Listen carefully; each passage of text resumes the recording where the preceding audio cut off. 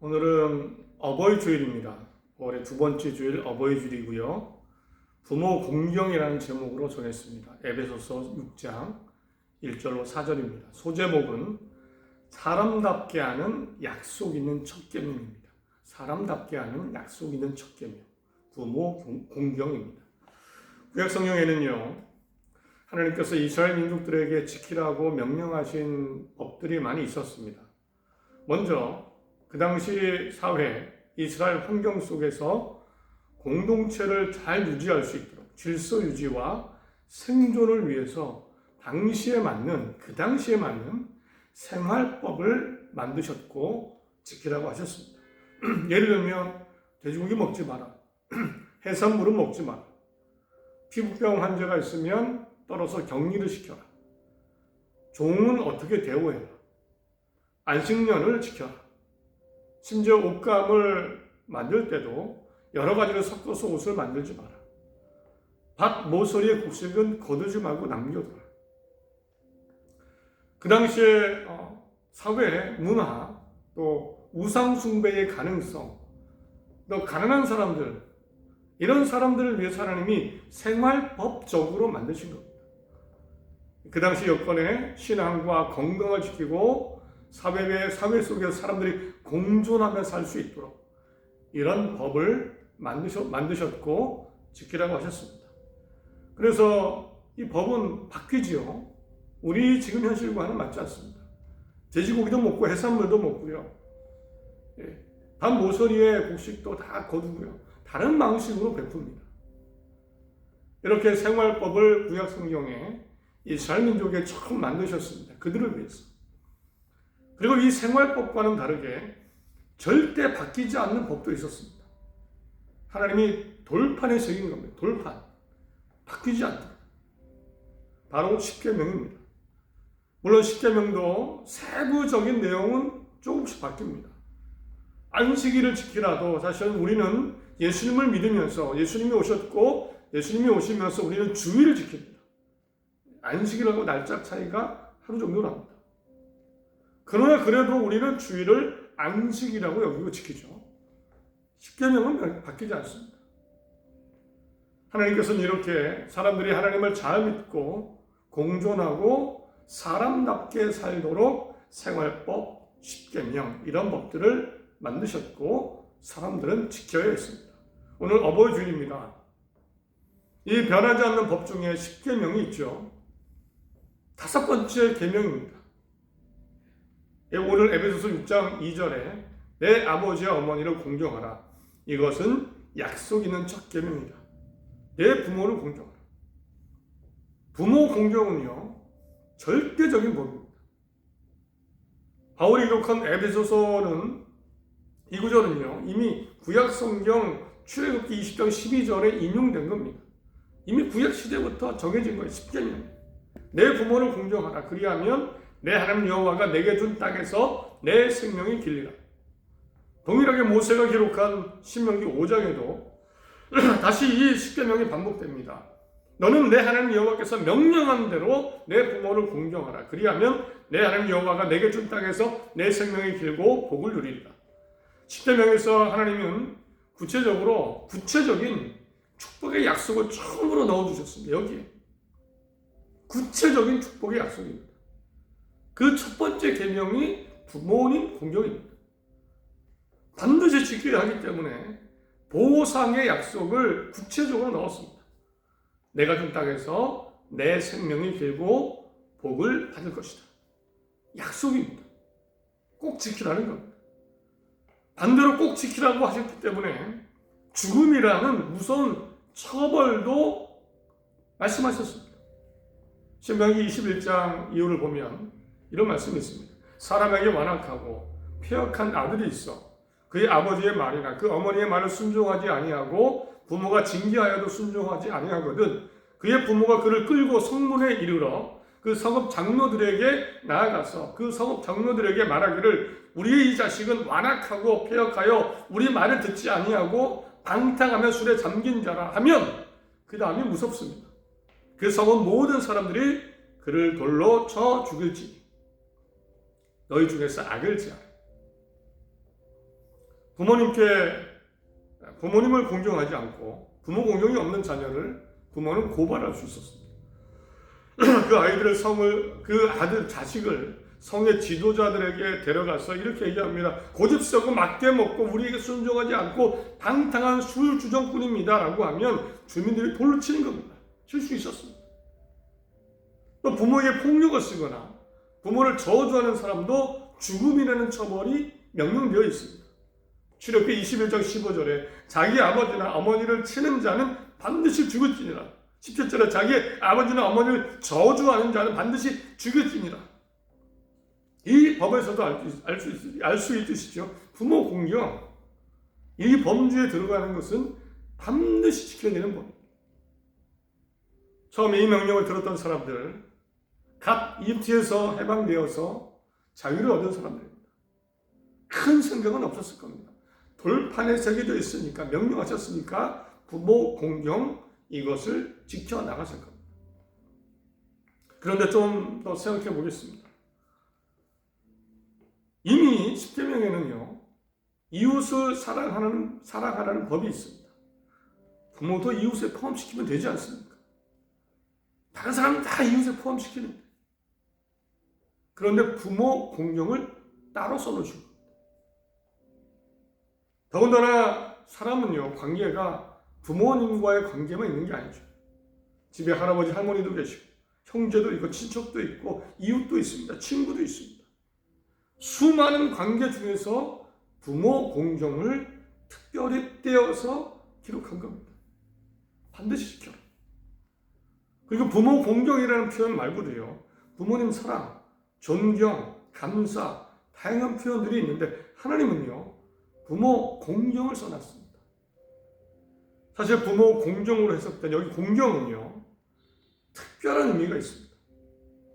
공경하다의 원어의 뜻은요, 원어는 카베르인데 이 뜻이요, 무겁다라는 뜻이 있습니다. 무겁다, 중대하다, 가치 있게 여기다, 인정하다는 뜻이 있습니다. 그래서 공경의 가장 큰 의미는요, 존경이나 사랑보다도요, 이겁니다. 부모를 부모님으로 인정하는 것. 이게 부모 공경입니다. 부모님은 어쨌든 부모님이다 라고 인정하는 게 부모 공경입니다. 이 카베르는 그래서 나쁜 사람, 왕이나 하나님께 썼던 단어입니다. 하나님은 그냥 하나님이시죠. 하나님은 그냥 하나님으로 불변합니다. 마찬가지로 부모님은 부모님이시다 라고 인정하는 것, 이것이 부모 공경의 가장 큰 의미입니다.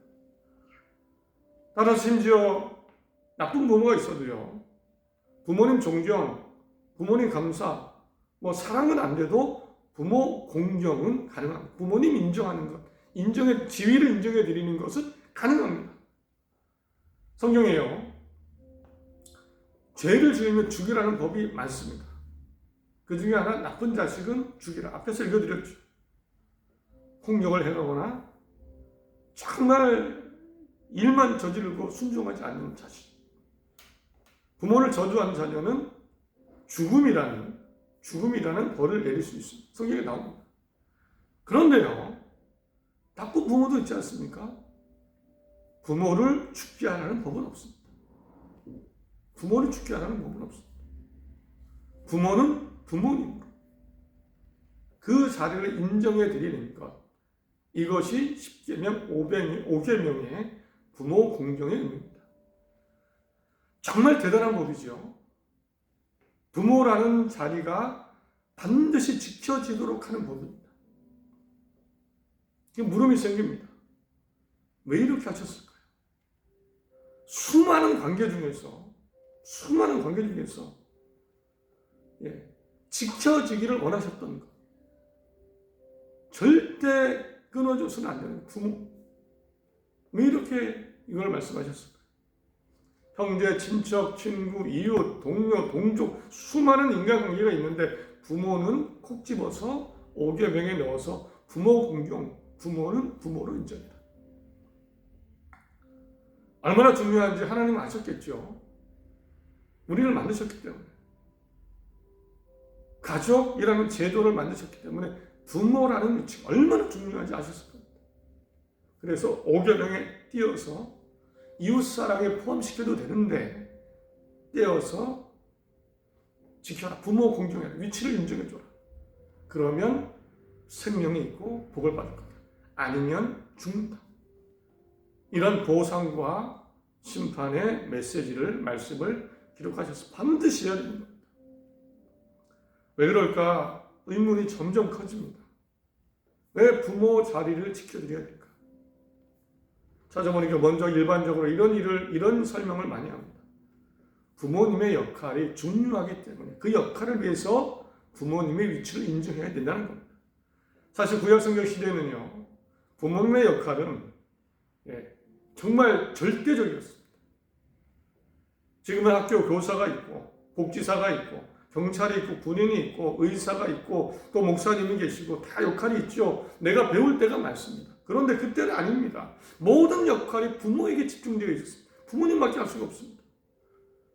부모님은 학교 교사였습니다. 삶을 살아가는 지혜와 지식을 가르쳐줄 사람은 부모님밖에 없습니다. 어디서 배웁니까? 나를 지켜주는 경찰이고 군인입니다. 부모님은 내가 끌려가면 나를 쫓아와서 나를 구해주고, 강도가 도둑이 오면 나를 지켜주고, 성인이 될 때까지 그게 부모님의 역할입니다. 내가 아프면 누가 돌봐줍니까? 병원이 어디 있습니까? 부모님이 돌봐줘야 나는 살 수 있습니다. 어디 교회가 있고 목사님이 있습니까? 하나님 신앙을 전수해 줄 사람은 부모님밖에 없습니다. 그 부모님이라는 자리가 인정될 때 부모님이 그 역할을 할 수 있고, 그래서 성경에 새겨 놓으셨다라고 설명합니다. 실제로 신명기 6장 보면 오늘 내가 내게 명하는 이 말씀을 너는 마음에 새기고 내 자녀에게 부지런히 가르치며 집에 앉았을 때에든 길을 갈 때든 누워있을 때에든 일어날 때에든 이 말씀을 강론하라. 자녀에게 잘 가르쳐라. 부모 역할입니다. 마땅히 행할 길을 아이에게 가르치라. 그리하면 늙어도 그것을 떠나지 아니하리라. 그래서 이런 역할을 위해서는 자녀들은 부모님을 인정해야 됩니다. 자식이 부모님을 인정해야 이 모든 것이 가능한 겁니다. 가정이 지켜지고 자녀들의 생명은 안전하고 잘 도덕적으로, 신앙적으로 잘 키워질 수 있습니다. 그래서 결국은요, 이 법은 자녀를 위한 법입니다. 너 부모님께 보호받지 않냐? 너 부모님을 통해 배우지 않냐? 그래야 네가 잘 자라지 않냐? 자녀를 위한 법이기도 합니다. 미숙한 자녀가 부모 공경 자세를 취하면서 부모님이라는 풍부한 토양 속에서 안전하게 성장하는 겁니다. 부모를 통해 생명이 지켜지고 도덕과 윤리를 배우고 삶의 방식을 배우고 하나님의 신앙을 배움으로 정말 건강한 사람으로, 성인으로 자라날 수 있는 겁니다. 결국에는 자녀를 위한 겁니다. 정말 나를 사랑해 줄 사람은 부모님밖에 없지 않습니까? 내가 지금 부모입니까? 기도하며 하나님이 주신 역할을, 자녀를 위한 역할을 잘 감당해야 될 줄 믿습니다. 잘 감당해야 됩니다. 하나님이 도우실 겁니다. 내가 지금 자녀입니까? 모든 사람 중에 부모님이 나의 평생 지지자다. 이 마음, 생각을 잊지 마시기 바랍니다. 부모라는 좋은 토양, 좋은 부모라는 토양 속에 삶과 신앙이 건강하게 자랄 것입니다. 하나님이 주신 생명과 복이 더불어 임할 것을 믿습니다. 부모님의 역할, 자녀의 자세, 이런 가정이 다 되시길 바랍니다. 그런데 이제 좀 더 깊이 생각해 보겠습니다. 솔직히 나쁜 부모가 있습니다. 심하게 나쁜 부모가 있습니다. 좋은 부모는 다시 자연의 부모 위치를 인정해 드려야 되죠. 그러나 부족한 부모, 사실 완전한 부모가 어디 있습니까? 거기에 나쁜 부모도 있죠. 그런데 말씀드렸듯이 십계명은요, 예외가 없습니다. 부모 공경. 좋은 부모만 공경이 이게 아니죠. 부모를 공경해라. 모든 부모에게 해당되는 겁니다. 사람을 만드신 하나님은 부족한 부모, 심지어 나쁜 부모가 있을지라도 부모 공경이 중요한 것을 분명히 아셨을 겁니다. 그래서 변하지 않도록 십계명에 새긴 겁니다. 부모 공경해라. 부모의 위치를 인정해드려라. 그 마음을 잃지 마라. 다시 생각해 보겠습니다. 먼저는요, 부모님께 많은 것을 배우고 얻을 수 있기 때문에 부모님을 그런 일을 할 수 있도록 위치를 인정해드려야 내가 이익을 얻고 내가 살아갈 수 있죠. 당연히 부모 공경합니다. 좋은 부모님께. 그런데 나쁜 부모 있습니다. 미숙하고 부족한 부모 있습니다. 그런데도 왜 공경해야 돼요? 성경에는 나오지 않습니다. 그러나 힌트를 주셨습니다. 간접적으로 알려주셨습니다. 꼭 부모 공경을 하지 않았을 때 어떤 일이 벌어지냐. 부모 공경을 하지 않은 사람들이 어떤 결말과 어떤 모습을 보이냐. 간접적으로 부모 공경, 심지어 부모님 미숙할지라도, 부족할지라도 그 이유를 간접적으로 예를 통해 성경에 기록하셨습니다. 우리가 볼 사람은요, 엘리라는 사무엘상에 나오는 엘리라는 아버지와 홈리와 비느하스 자식들 이야기입니다. 부모 공경의 관점에서 봤을 때 안타까운 결말을 맞았습니다. 내용은 이렇습니다. 아버지 엘리와 홈리와 비느하스는 다들 직접적으로 하나님을 섬기는 레위 지파입니다. 직업이 제사장입니다. 오늘날 목사님들입니다. 가장 은혜 속에 살 수 있는 가문입니다. 아버지 엘리는요, 목회자로서 영적 지도자로 일을 성실하게 해왔다고 보여집니다. 성실했습니다. 평생 하나님을 성실하게 섬겼고 하나님이 선택한 사무엘이라는 아이를 잘 보호하고 잘 길러낸 인물이 엘리입니다. 백성의 영적 지도자 역할도 잘했을 것 같습니다. 흠이 별로 없습니다. 목회자로는 일을 참 잘했습니다. 그러나 아마도 부모로서는 많이 부족했던 것 같습니다. 그래서 그런지 아버지와 달리 홈리와 비느하스라는 자녀, 이 제사장들은 전혀 목회자답지 않았습니다. 그리고 심각한 일을 하기 시작합니다. 하나님 예배 제사를 멸시하고 탐욕적으로 행동했습니다. 사람들이 하나님께 드리려고 예배 제물, 고기를 가져오면 먼저 가져갔습니다. 뺏어가서 강탈했습니다. 삼일나서 하나님께 드리기 전에 날고기로 가져갔습니다. 그러면 안 됩니다. 버젓이 요구하고 주지 않을 때는 강탈해 갔습니다. 하나님을 무시하는 거죠. 도덕적으로 물러냈습니다. 그 회막에서 하나님을 섬기는 여인들과 비도덕적인 일을 일삼았습니다. 부도덕한 행동을 했습니다. 단순한 실수가 아니라 여러 해 동안 의도적으로 하나님이 주신 제사장의 권력을 사유하고 백성을 실족하게 했습니다. 백성들이 아우성칩니다. 그래서 아버지 엘리의 귀에도 들린 겁니다. 얼마나 행동이 탐욕적이고 의도적으로 악해졌는지 그 모습이 하나님은 그들을 죽이기로 작정하셨다고 나옵니다. 죽이기로 작정하셨죠. 결국 전쟁이 일어났고 엘리 아버지도 죽고 전쟁터에서 홈리와 비느하스도 죽게 됩니다. 왜 그랬을까요? 제사장 가문이고 힘이 있었고 안 그래도 되는데 왜 이렇게 홈리와 비느하스는 망가졌을까요? 사람들이 그 이유를 아버지 엘리가 후원력을 잘 안다 라고 설명합니다. 1차적으로 그런 이유를 많이 듭니다. 그런데 보면 저도 후원력이 사실 참 어렵습니다. 그렇지 않으십니까? 팔이 안으로 굽는다고 내 자녀에게 험하게 하기가 참 어렵습니다.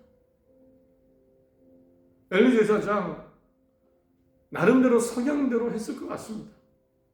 남들이 보기에는 부족했겠죠.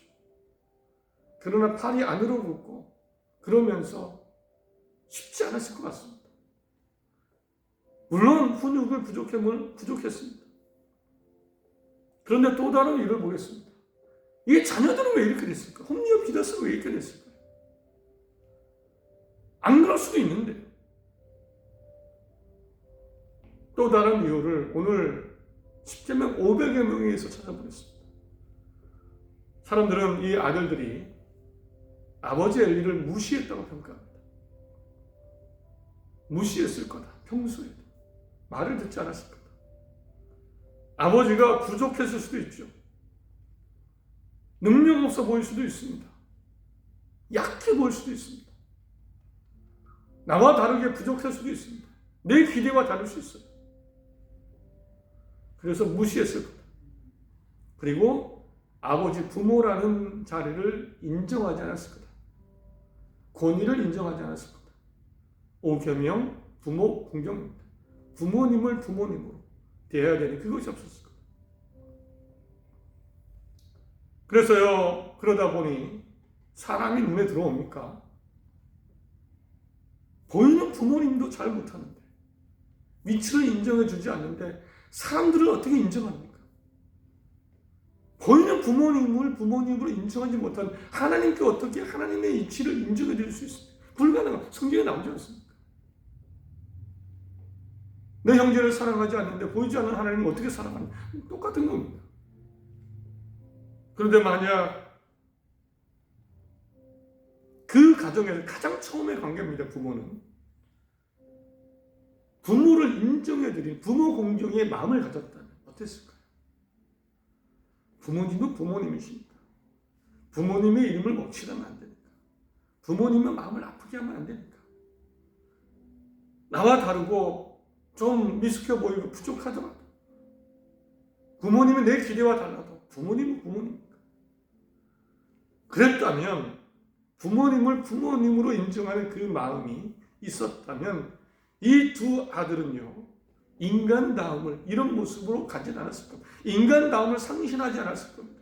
도덕성을 상실하지 않았고 다른 사람을 폭력을 쓰는 일을 하지 않았을 것이고, 그 심정에 이미 그 가장 처음의 관계, 부모님과의 관계 속에서 부모 공경이라는 그런 자세가 그런 위치가 있었다면 이렇게는 되지 않았을 겁니다.